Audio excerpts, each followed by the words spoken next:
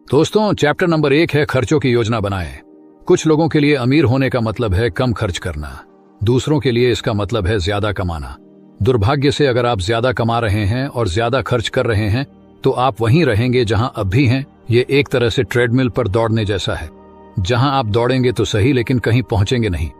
Greek दार्शनिक Epictetus ने सही कहा है कि अमीर होने का मतलब महंगी चीजों को पास रखना नहीं है, बल्कि अपनी इच्छाओं को कम करना है। बहुत अधिक पैसा कमाने वाले कई पेशेवर मिल जाएंगे जिनके पास एक सफल करियर के बावजूद कोई बचत नहीं होती है, क्योंकि वे बहुत ज्यादा खर्चीली जिंदगी जीते हैं। उनके पास खर्च की कोई योजना भी नहीं होती है। अपने वर्तमान खर्चों की योजना बनाना आपके भविष्य के निवेश का ही हिस्सा है। जब आप समय निकालकर भविष्य के खर्चे की योजना बनाते हैं तो आप खुद के भविष्य को बेहतर बनाते हैं, और मेरा विश्वास कीजिए, आप आगे जाकर अपने पिछले दिनों को धन्यवाद देंगे। प्रसिद्ध चित्रकार पाब्लो पिकासो ने जो कहा उसे अपने दिमाग में बैठाने की जरूरत है। उन्होंने कहा था, मैं बहुत सारे पैसे के साथ गरीब व्यक्ति की तरह जीना चाहूंगा। आपको अपने पैसे पर नियंत्रण रखना चाहिए, नहीं तो यह हमेशा के लिए आप पर नियंत्रण रखेगा। यह सुनने में पुराने जमाने का लगेगा, लेकिन सच्चाई यही है कि किफायती होना हमेशा चलन में रहेगा। कम खर्च करना बहुत से अमीरों की सफल जिंदगी का अहम हिस्सा रही है। इसका दूसरा पहलू देखें तो अमीर और प्रसिद्ध लोगों की दुनिया में ऐसे कई अमीर परिवार हैं जो कठिन समय का सामना नहीं कर पाए। ऐसा इसलिए हुआ क्योंकि वे अपने बच्चों को पैसे की कीमत नहीं समझा पाए। जब ये उत्तराधिकारी बड़े हुए और इन्हें पैसे को संभालना पड़ा तो इन्हें कम खर्च करने के बारे में पता ही नहीं था। वे सिर्फ खर्च करना जानते थे। अपने समय के बहुत से बड़े व्यापारी समूह समाप्त हो गए और उनके वंशज अचल संपत्ति को बेचकर काम चला रहे हैं। मुझे इस तरह के विचार से घबराहट होती है। अपने बच्चों के प्रति उदार होना आसान है।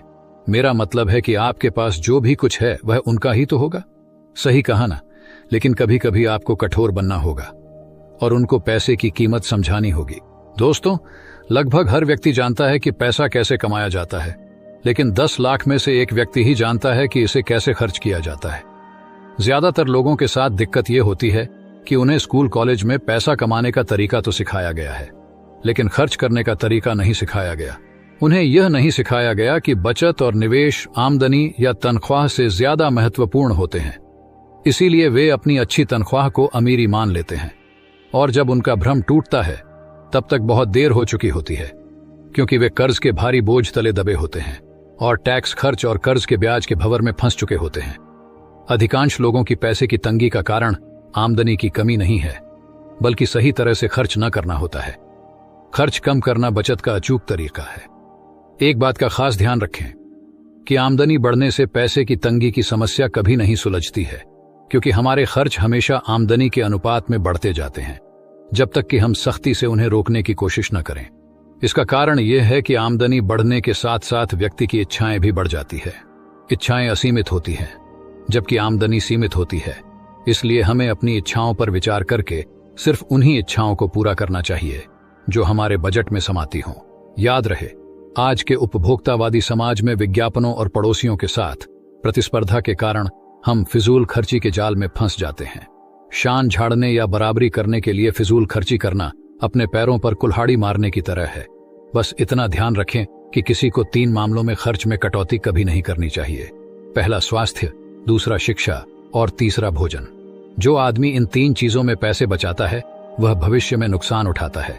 अगर आप बचत करने के चक्कर में अच्छा भोजन नहीं करेंगे तो आप बीमार या कमजोर हो सकते हैं। इसी तरह अगर आप स्वास्थ्य के मामले में कंजूसी करेंगे तो छोटी बीमारी बड़ी बीमारी में बदल जाएगी। अगर आप शिक्षा में कंजूसी करेंगे तो आप जीवन भर अज्ञानी और गरीब ही बने रहेंगे, क्योंकि आपने खुद को ज्ञान से वंचित कर दिया है जो आपको अमीर बना सकता है। यह न भूलें कि शिक्षा एक निवेश है। अगर आप आज शिक्षा में 1000 रुपए का निवेश करेंगे तो भविष्य में यह 1 लाख रुपए बनकर आपके पास लौटेगा। आमदनी बढ़ाना सकारात्मक कदम है, फिजूल खर्ची रोकना निषेधात्मक कदम है। पहले तरीके में आप अपनी चादर को अपने पैरों जितना लंबा कर लेते हैं, दूसरे तरीके में आप अपने पैरों को चादर की लंबाई के हिसाब से सिकोड़ लेते हैं। अमीर बनने के लिए सकारात्मक कदम उठाने के साथ साथ निषेधात्मक कदम उठाना भी जरूरी है। इसलिए तात्कालिक इच्छाओं की संतुष्टि पर खर्च करने के बजाय दूरगामी इच्छाओं के लिए बचत करें। चैप्टर नंबर 2 है जोड़ने की ताकत का उपयोग करें। अमीर बनने की राह में बचत साधन है, निवेश लक्ष्य है, बचत करके आप पैसे का बीज बनाते हैं। पैसे का पेड़ तो उस बीज के निवेश से ही उगता है। आप किसी भी क्षेत्र में निवेश करें, उसका आधारभूत सिद्धांत एक ही रहता है कि आपका बचाया हुआ पैसा आपके लिए काम करता है और आपको धन कमा कर देता है। निवेश की शक्ति की वजह से ही अमीर लोग और अमीर बनते चले जाते हैं। जो लोग निवेश करते हैं वे पैसे को अपना सेवक बना लेते हैं और उससे अपने लिए मेहनत करवाते हैं। जमीन में गड़ा या गुल्लक में रखा हुआ पैसा निवेश नहीं है, यह तो सिर्फ बचत है। अगर बचत करना पहला कदम है तो उस बचत का निवेश करके उससे लाभ कमाना अगला कदम है। निवेश के कई तरीके हैं। बैंक में खोला गया बचत खाता भी निवेश है। बहरहाल, निवेश करते समय इस छोटी सी बात का ध्यान रखें कि आपको अपने निवेश पर कितना ब्याज या लाभ मिलेगा। यह भी ध्यान रखें कि महंगाई के बढ़ने की दर क्या है। इस वक्त भारत में महंगाई हर साल लगभग 5% की दर से बढ़ रही है। अगर बैंक की ब्याज दर इससे कम है तो वहां निवेश करने में फायदा नहीं है बल्कि नुकसान है, क्योंकि आपके पैसे का मूल्य बढ़ने के बजाय घट रहा है। ब्याज दर जितनी ज्यादा होगी निवेश उतना ही लाभकारी साबित होगा। फिक्स्ड डिपॉजिट या एफडी में ब्याज दर ज्यादा रहती है, इसलिए यह बचत खाते से ज्यादा लाभकारी है। यह तो हुई बैंकों की बात। अब पीपीएफ, एनआईएससी, एलआईसी जैसे सुरक्षित निवेशों पर भी गौर करें, जिन पर आयकर में छूट भी मिलती है और ज्यादातर लोग ब्याज के बजाय आयकर की छूट के लिए ही इनमें निवेश करते हैं। फिर निवेश की उस रोमांचकारी दुनिया पर एक नजर डालें जहां थोड़ा ज्यादा जोखिम तो है लेकिन रेट ऑफ रिटर्न भी ज्यादा है। जमीन जायदाद में निवेश काफी फायदेमंद और सुरक्षित समझा जाता है, क्योंकि ऐसा माना जाता है कि जमीन की कीमत हमेशा बढ़ती है। जमीन जायदाद में निवेश बहुत लाभकारी हो सकता है, बशर्ते आप सही जगह, सही कीमत और सही मौके पर यह काम करें। फिर आता है शेयर बाजार में निवेश। शेयर बाजार में निवेश दो तरह से किया जा सकता है। या तो आप स्वयं व्यक्तिगत निवेश कर सकते हैं या फिर म्यूचुअल फंड्स के यूनिट खरीदकर अप्रत्यक्ष निवेश कर सकते हैं। चूंकि शेयर बाजार में जोखिम ज्यादा रहता है, इसलिए ज्यादातर लोग म्यूचुअल फंड्स के यूनिट खरीदना पसंद करते हैं। वे यह मानते हैं कि उच्च प्रशिक्षित विशेषज्ञ शेयर बाजार की बारीकियों को ज्यादा अच्छी तरह से समझते हैं। बहरहाल, अगर आप अमीर बनना चाहते हैं तो आपको शेयर बाजार के बारे में ज्ञान हासिल करके यह काम खुद करना चाहिए। निवेश करने का एक और तरीका है मकान या दुकान को किराए पर उठाकर हर महीने किराया वसूल करना है। बहरहाल, मकान किराए पर देने से पहले यह सुनिश्चित कर लें कि यह आपके लिए घाटे का सौदा तो नहीं है। एक व्यक्ति ने 6 लाख रुपए में मकान बनाया और उसे 3,000 रुपए महीने के किराए पर चढ़ा दिया। वे मकान के किराए पर चढ़ने से काफी खुश थे, लेकिन वित्तीय दृष्टि से यह समझदारी का नहीं बल्कि घाटे का सौदा था, क्योंकि अगर वे अपने 6 लाख रुपए डाकघर की मासिक बचत योजना में लगा देते तो उन्हें 8% वार्षिक ब्याज यानी 48,000 रुपए मिलते, जबकि मकान किराए में उन्हें साल भर में सिर्फ 36,000 रुपए ही मिल रहे हैं। इसके अलावा उन्हें मरम्मत के खर्च और प्रॉपर्टी टैक्स का बोझ भी उठाना पड़ रहा है। आप चाहे जैसे निवेश करें, लेकिन करें जरूर। आपकी कोशिश यह होनी चाहिए कि आपका मूलधन सुरक्षित तरीके से ज्यादा लाभ कमाए। वैसे तो आपका ज्यादातर निवेश अमीरी की नींव बनाने के लिए होना चाहिए, लेकिन आपको मेडिकेयर या जीवन बीमा पॉलिसियों में भी पर्याप्त निवेश करना चाहिए, ताकि अगर आपको कुछ हो जाए तो परिवार को आर्थिक कष्ट न झेलने पड़े। अमीर बनने की दिशा में निवेश बहुत ही महत्वपूर्ण कदम है। ज्यादातर लोग यह मानते हैं कि अमीर होने का मतलब है ऊंची तनख्वाह या अच्छी आमदनी। वे यह मान लेते हैं कि अगर उन्हें ऊंची तनख्वाह मिल रही है या उनके पास कार बंगला है तो वे अमीर हैं। ज्यादातर लोग यह नहीं समझ पाते हैं कि आमदनी से नहीं बल्कि बचत और निवेश से व्यक्ति अमीर बनता है।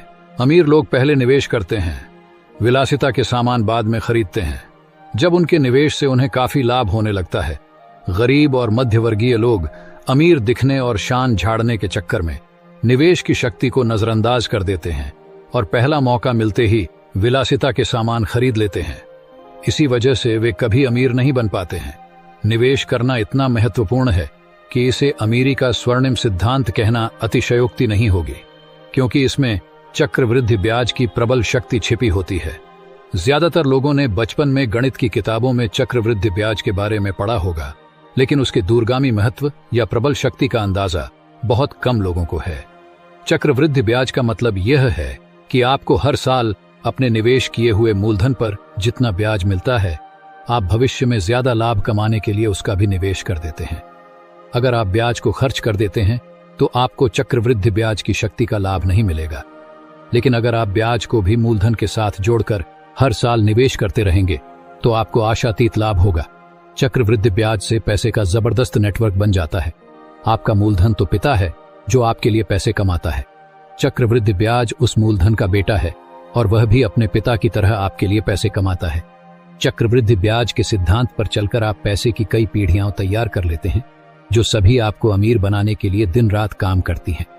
दोस्तों, पैसा सेवक तो सबसे बढ़िया है, लेकिन मालिक बुरा है। यह शब्द आज भी उतने ही सही हैं जितने 16वीं सदी में थे जब फ्रांसिस बेकन ने उन्हें कहा था, पैसा हमारे लिए बहुत जरूरी है। मैं बार बार एक ही बिंदु पर आ रहा हूं, यह हमारे ऊपर निर्भर करता है कि पैसे को अपनी खुशी के लिए उपयोग करें या पैसे को गंवा दें या पैसे के पीछे भागते हुए जिंदगी को कष्ट में बिताएं। मुझे याद है कि एक बार एक चार्टर्ड अकाउंटेंट ने एक चालाकी भरा सवाल पूछा था। उसने मुझसे कहा, दुनिया में ऐसा कौन सा जीव है जो सोता नहीं है? मैंने उत्तर बताने की कोशिश की, लेकिन उसने ही उत्तर बताकर मेरी समस्या का समाधान किया। ब्याज, उसने कहा, यहां तक कि जब आप सो रहे होते हैं तब भी आपके उधार लिए पैसे पर ब्याज की घड़ी चलती रहती है। इसी तरह पैसा भी 24 घंटे बढ़ या घट सकता है। प्रश्न यह है कि आप पैसे पर महारत हासिल करना चाहते हैं या चाहते हैं कि पैसा आप पर महारत हासिल कर लें। पीटर लिंच ने कहा है, लंबे समय में इससे आपके भविष्य की खुशहाली तय नहीं होगी कि आप कितना पैसा कमाते हैं, बल्कि इससे तय होगी कि आप कितना पैसा बचाते और निवेश करते हैं। हम सभी एक दिन अच्छी कार या किसी ऊंची इमारत में शानदार अपार्टमेंट खरीदने या लॉटरी जीतकर पूरी जिंदगी आराम से बिताने के सपने देखते हैं। जो सिर्फ सपने देखते हैं और जो अपने सपनों को हकीकत में बदलते हैं, उनके बीच एक आसान सी तरकीब का अंतर है। ऐसे रास्ते तलाश करना जहां आप पैसे के लिए काम ना करें बल्कि पैसा आपके लिए काम करे। अब अगर आप अपने पैसे को बटुए में रखते हैं तो आपके पैसे की कीमत वही होगी जितना वह आज खरीद सकता है, लेकिन मेरे लिए पैसे की कीमत ज्यादा होनी चाहिए। इसीलिए पैसे से और ज्यादा पैसा बनना चाहिए। याद रखें कि ठहराव पैसे के लिए मौत के समान है। चैप्टर नंबर 3 है, फाइनेंशियल नॉलेज क्यों जरूरी है। अमीर बनने के लिए बदलती हुई आर्थिक परिस्थितियों के अनुसार अपने आप को ढालना बहुत जरूरी है। हमें धन कमाने के लिए आर्थिक शिक्षा लेनी चाहिए, क्योंकि यह स्कूलों में कभी नहीं पढ़ाई जाती है। आर्थिक शिक्षा में अकाउंटिंग एक बहुत ही महत्वपूर्ण विषय है। अमीर बनने के लिए आपको संपत्ति और दायित्व में फर्क पता होना चाहिए। आपको अपने स्रोतों को संपत्ति हासिल करने के लिए इस्तेमाल करना चाहिए, न कि दायित्व हासिल करने के लिए। गरीब और मध्यम वर्गीय लोगों को संपत्ति और दायित्व में फर्क नहीं पता होता है और वे दायित्व को संपत्ति समझकर खरीद लेते हैं। अमीर लोग ऐसी गलती कभी नहीं करते हैं, क्योंकि वह संपत्ति और दायित्व के बीच के फर्क को अच्छी तरह जानते हैं। संपत्ति वह है जो आपकी अपनी है और जिसे आप धन कमाने के लिए इस्तेमाल कर सकते हैं, और दायित्व का मतलब है कोई ऐसी चीज जिसे खरीदने के बाद हमारे ऊपर उसके पैसे देने की जिम्मेदारी होती है। आर्थिक शिक्षा में 2 महत्वपूर्ण चीजें होती हैं जो हर उस व्यक्ति को पता होनी चाहिए जो अमीर बनना चाहता है। पहली, प्रॉफिट लॉस शीट। इसमें आपकी आय और खर्चों की सूची होती है और इसमें आपके खर्चों के बाद बचने वाली कुल आय की गणना की जाती है। दूसरी, बैलेंस शीट। इसमें आपकी संपत्ति और देनदारियों की सूची होती है और इसमें कुल मूल्य की गणना की जाती है। गरीब और मध्यम वर्गीय लोगों की सबसे बड़ी समस्या यह है कि उनके खर्चे और देनदारियां उनकी आय और संपत्ति से अधिक होती हैं। ज्यादा धन उनकी आर्थिक परिस्थितियों को सुलझा नहीं सकता है। जैसे जैसे किसी व्यक्ति की आय बढ़ती है तो उसका भरने वाला टैक्स भी बढ़ जाता है। इस बात को गरीब और मध्यम वर्गीय लोग नजरअंदाज करते हैं। दोस्तों, अब मैं आपको घर और प्रॉपर्टी के बारे में कुछ जरूरी बातें बताऊंगा। ज्यादातर लोग लोन लेकर घर खरीदते हैं, जो कि एक बहुत बड़ी देनदारी होती है। अगर कोई व्यक्ति घर खरीदने के लिए 30 साल का लोन लेता है तो उस लोन के खत्म होने से पहले ही वह एक नया घर खरीद लेता है। अब इस नए घर का लोन उसे अगले 30 साल तक चुकाना होता है। नया घर, जिसे लोग अपनी संपत्ति समझते हैं, दरअसल लोन के रूप में उनकी देनदारी यानी दायित्व है। प्रॉपर्टी टैक्स आपको हमेशा भरना ही पड़ता है, चाहे आपने घर लोन पर खरीदा हो या बिना लोन के। होम लोन पूरा चुकाने के बाद भी आपको प्रॉपर्टी टैक्स भरना पड़ता है। प्रॉपर्टी की कीमत कम भी हो सकती है और उसके साथ आपकी संपत्ति की भी कीमत कम हो जाती है। घर में या प्रॉपर्टी में निवेश किया गया धन और किसी ज्यादा मुनाफे वाली योजना में निवेश नहीं किया जा सकता है। रेंटल रियल एस्टेट का मतलब है किसी प्रॉपर्टी को किराए पर देना और किराए के रूप में उससे धन कमाना। एक घर आपकी संपत्ति हो सकता है अगर वह आपको किराए के रूप में उसकी देख रेख और टैक्स के खर्चे से ज्यादा पैसे देता है, या अगर समय के साथ उसकी कीमत बढ़ती है। चैप्टर नंबर 4 है, खुद में कॉन्फिडेंस ना होना। एक चीज जो हमें सफल होने से रोकती है वह है हमारा खुद पर विश्वास ना होना।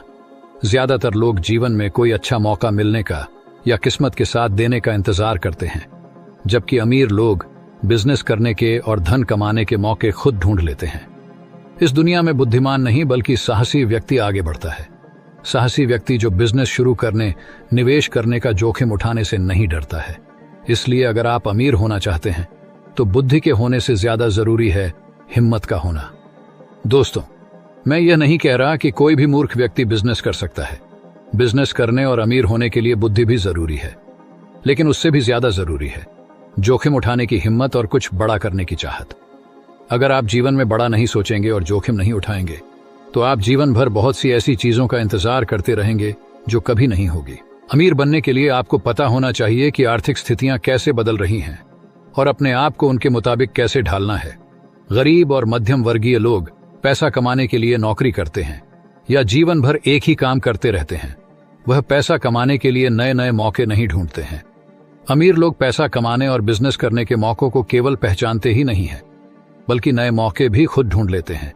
एक अच्छा बिजनेसमैन हमेशा अपने लिए नए मौके तलाश लेता है और नए बिजनेस करने को तैयार रहता है। जब आप अमीर बनने के लिए कोई बिजनेस शुरू करते हैं तो धीरे धीरे आप अमीर बनते रहते हैं, और जैसे जैसे आप अमीर बनते हैं तो अमीर लोगों के साथ आपका मेलजोल बढ़ता है। आपको पैसा कमाने की और बिजनेस करने के और भी बेहतर मौके मिलते रहते हैं।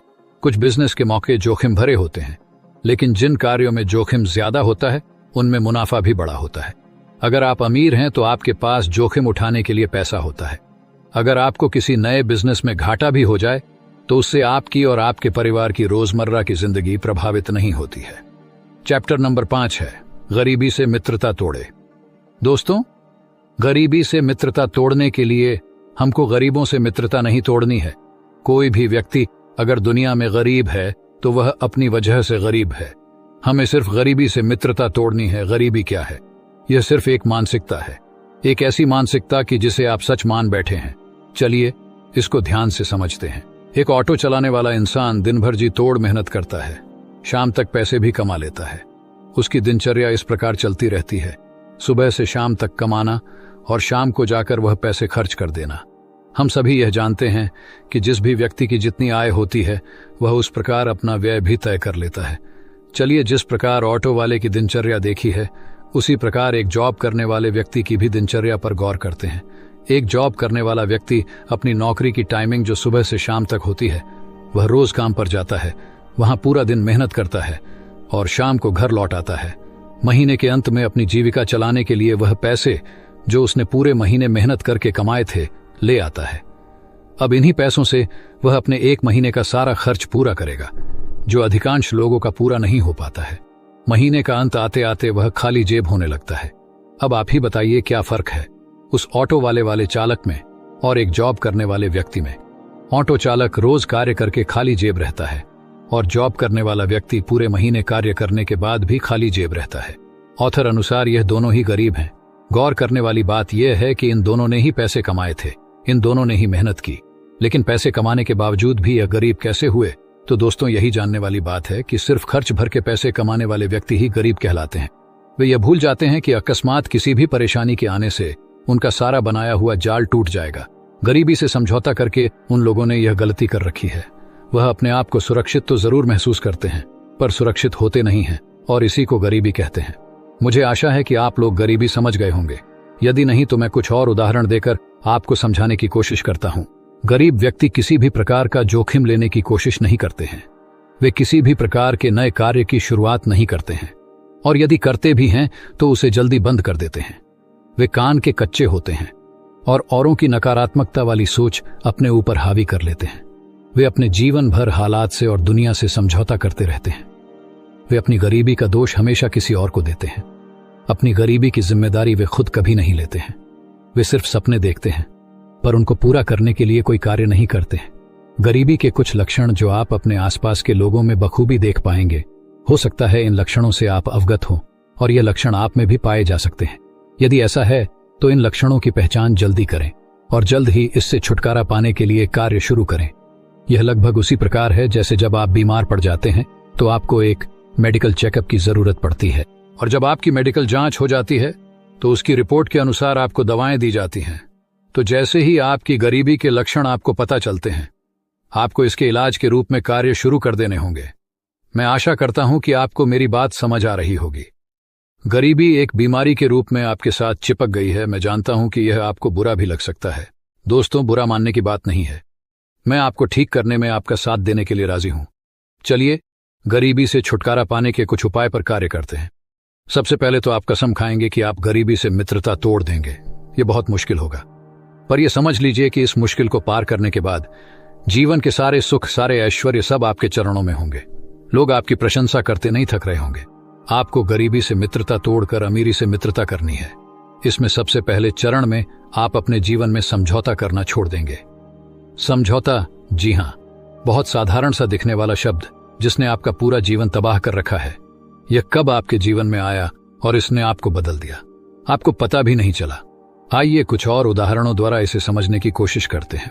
आपको जन्मदिन पर सिर्फ साइकिल मिल सकती है। आपको तो बस से ही जाना पड़ेगा। हमें इतने में ही गुजारा करना होगा। हम अपने बच्चों को ज्यादा महंगे स्कूल में नहीं पढ़ा सकते हैं। हमारी तनख्वाह जितनी है हमें उतने में ही गुजारा करना चाहिए। हमारी चादर जितनी हो हमें पैर उतने ही पसारने चाहिए। हम तो गरीब ही पैदा हुए हैं और गरीब ही मर जाएंगे। ऐसे ही समझौता करने वाले जितने भी वाक्य आपने अब तक सुने हैं, उन सब से आपको छुटकारा पाना है। यह मुश्किल जरूर होगा, पर यह नामुमकिन नहीं है। अब आपको बड़ी चादर का इंतजाम करना है। हम सभी यह जानते हैं कि हमारे वे मित्र जो कभी भी हमारा बुरे वक्त में साथ नहीं देते थे, वे मित्र जो हमें नुकसान पहुंचाते हैं, वे मित्र जो सिर्फ हमारा समय व्यर्थ करते हैं, उन सभी से हम लोगों को जल्द से जल्द छुटकारा पा लेना चाहिए।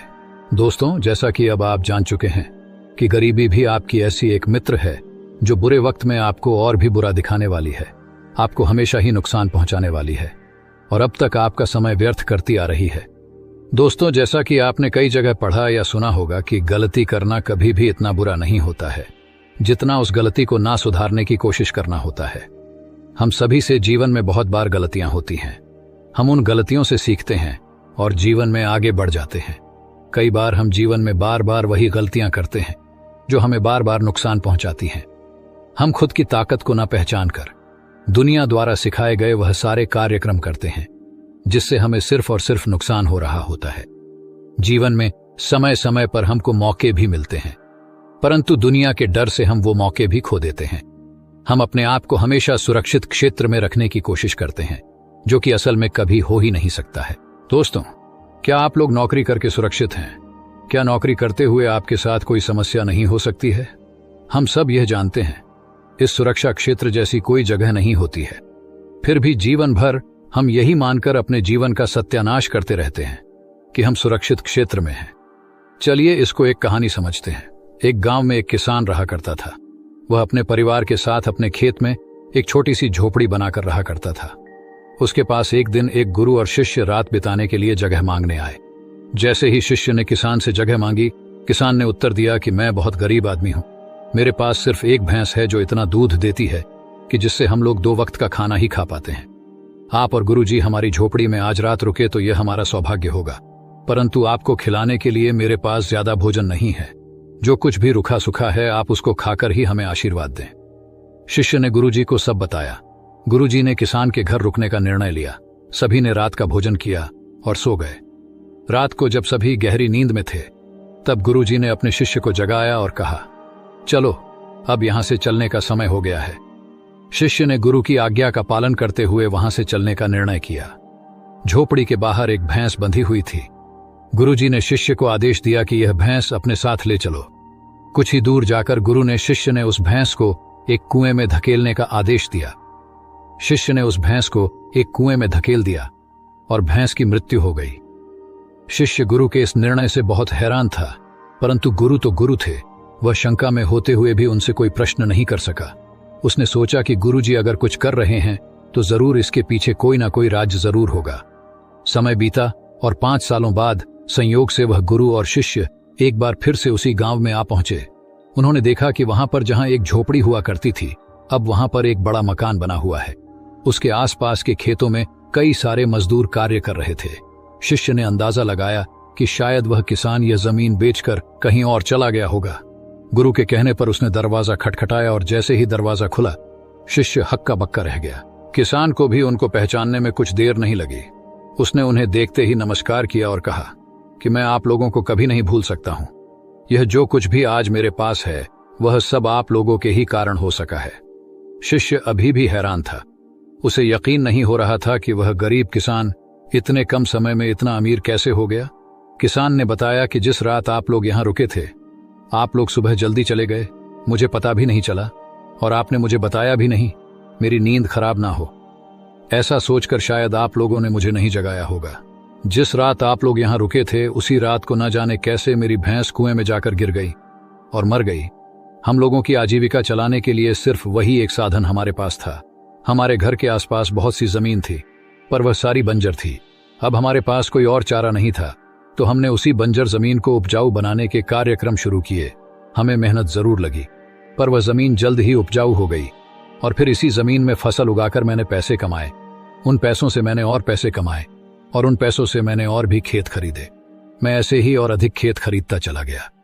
फिर ऐसे ही मैंने अपने लिए धीरे धीरे बहुत से साधन अर्जित किए। आज मैं गांव का सबसे अमीर व्यक्ति हूं। यह सब आप लोगों की दया से ही हुआ है। ऐसा कहते हुए किसान ने गुरु शिष्य का बहुत आदर सत्कार किया, उन्हें अच्छा भोजन कराया और बहुत सी भेंट देकर विदा किया। जब गुरु शिष्य दोनों वापस जा रहे थे तो शिष्य से रहा न गया। उसने गुरु से पूछा, गुरुदेव, मैं आपसे उस दिन भी यह प्रश्न करना चाहता था पर मैं कर न सका। आपको यह कैसे पता चला कि यह व्यक्ति ऐसे ही अमीर बन सकता है? गुरुजी बोले, जब हम पहले यहां पर आए थे तो मैंने देखा कि यह व्यक्ति सिर्फ और सिर्फ अपनी भैंस पर आश्रित होकर अपना और अपने परिवार का पालन पोषण उससे मिलने वाले दूध के द्वारा करता है। इसके आसपास बहुत सारी इसकी जमीन पड़ी हुई थी जो बंजर थी, जिसकी तरफ इसका ध्यान जाता ही नहीं था। मैं ये बात समझ गया कि जब तक यह भैंस रहेगी तब तक इसको यह जमीन कभी दिखाई ही नहीं देगी और बस मैंने वही किया। मैंने उस भैंस को हटा दिया, फिर इसको वह जमीन दिखने लगी और उसने उसी से पैसे कमाकर अपने आप को अमीर बना लिया। तो दोस्तों, जैसा इस कहानी में बताया गया है, जब तक आपके पास अपने दिनचर्या चलाने के लिए विकल्प मौजूद रहेंगे तब तक आप बड़ा काम करने की कोशिश नहीं करेंगे। जब तक आपके पास गरीब बने रहने के साधन हैं तब तक आप अमीर बनने की कोशिश नहीं करेंगे। इसी प्रकार आप गरीबी से रिश्ता बनाए रखेंगे और आपका अमीरी से रिश्ता कभी नहीं बनेगा। आपको आज ही कसम खानी होगी कि मैं अब से गरीबी से कोई रिश्ता नहीं रखूंगा और गरीबी को त्याग दूंगा। चैप्टर नंबर 6 है अतिरिक्त आय के स्रोत बनाएं। अमीर बनने का छठा सिद्धांत है आमदनी बढ़ाने के तरीके खोजें। मजे की बात यह है कि लोग अमीर तो बनना चाहते हैं लेकिन वे अपनी आमदनी बढ़ाने के तरीकों की खोज ही नहीं करते हैं। हम चाहे जहां भी हों, जो भी करते हों, हम सभी के सामने ऐसे बहुत से मौके होते हैं जिनके द्वारा हम अपनी आमदनी बढ़ा सकते हैं। जैसे गृहिणियां ट्यूशन कर सकती हैं या ब्यूटी पार्लर खोल सकती हैं या कोई अन्य लाभकारी काम कर सकती हैं। इसी तरह नौकरी पेशा लोग भी दूसरा पार्ट टाइम काम कर सकते हैं। शेयर बाजार या जमीन जायदाद में निवेश करना सीख सकते हैं। ज्यादातर लोग 9 बजे से 5 बजे की नौकरी करके अपना दिन खत्म मान लेते हैं। इसके बाद वे न तो कुछ सीखते हैं न ही कुछ करते हैं। बहरहाल, अगर आप अमीर बनना चाहते हैं तो आपको यह समझ लेना चाहिए कि 5 बजे दिन खत्म नहीं हो जाता है। कोई व्यक्ति अमीर बनेगा या नहीं, यह इस बात से तय होता है कि वह शाम को 5 बजे से रात के 12 बजे के बीच में क्या करता है। 9 से 5 का काम तो आपकी आजीविका चलाता है। शाम को 5 बजे के बाद किया जाने वाला काम आपको अमीर बनाता है। इसके लिए आपको यह खोजना होगा कि आप में ऐसा कौन सा हुनर है जिससे आप अपनी आमदनी बढ़ा सकते हैं। आपको यह भी खोजना होगा कि जहां आप रहते हैं वहां ऐसा कौन सा काम है जिसे करने पर आपको लाभ हो सकता है। यह मांग और पूर्ति का आसान नियम है। जिस क्षेत्र में मांग ज्यादा और आपूर्ति कम है वहां पर अवसरों की तलाश करें।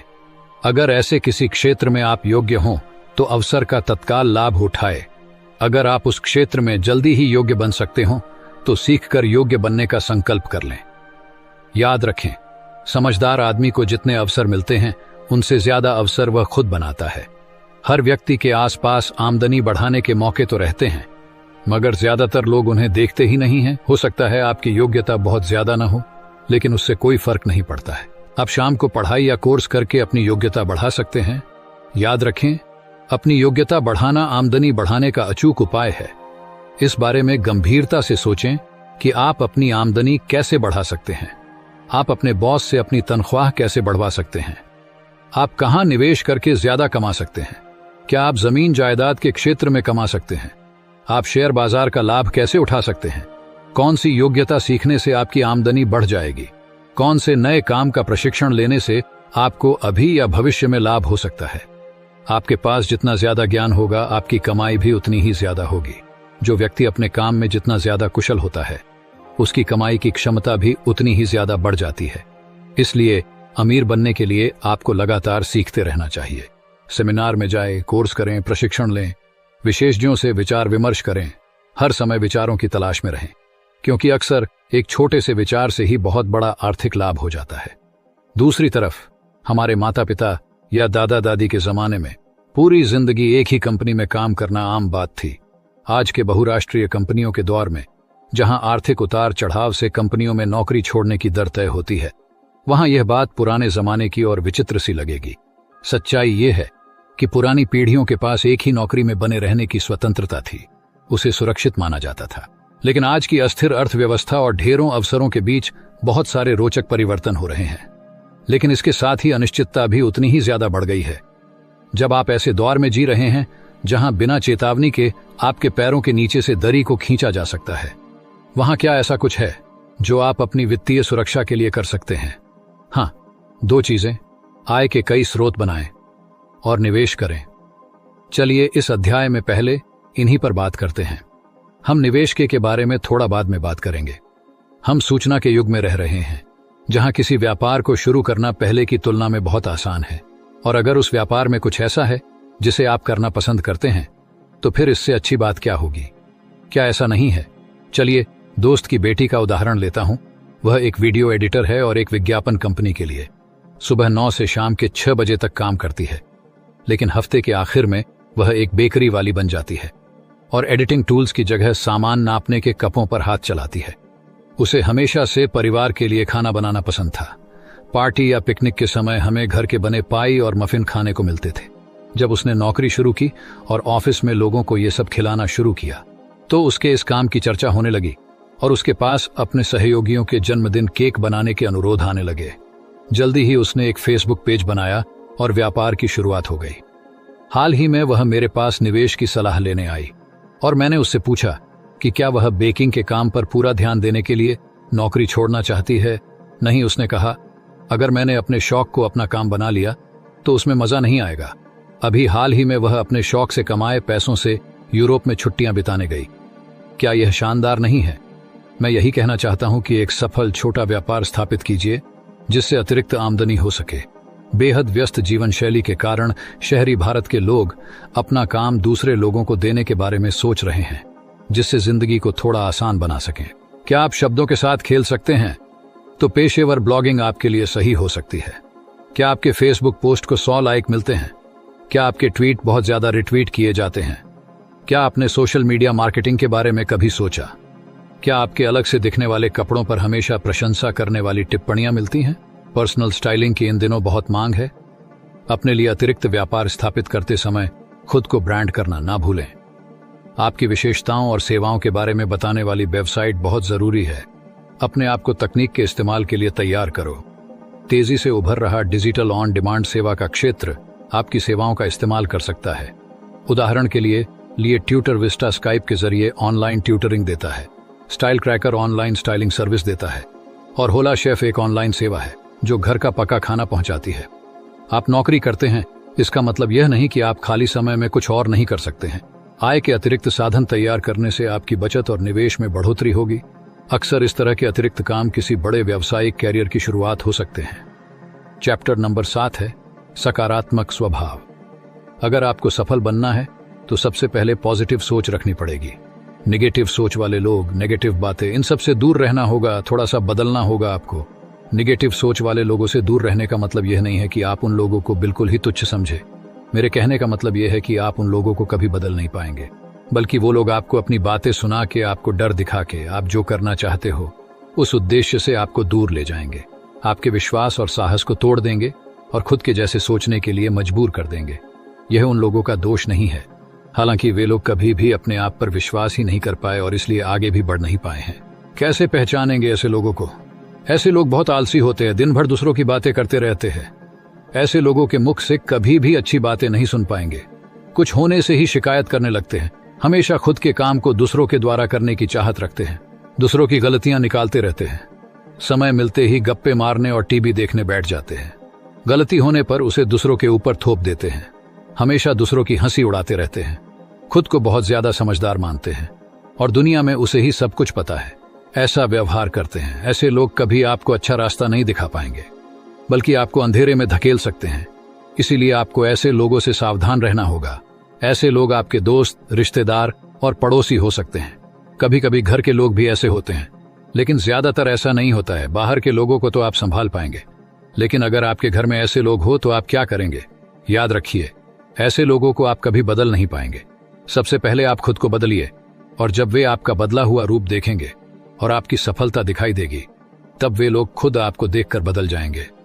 आपको उन्हें बदलने की जरूरत ही नहीं पड़ेगी। अभी सवाल ये उठता है कि आप खुद को कैसे सकारात्मक रखेंगे।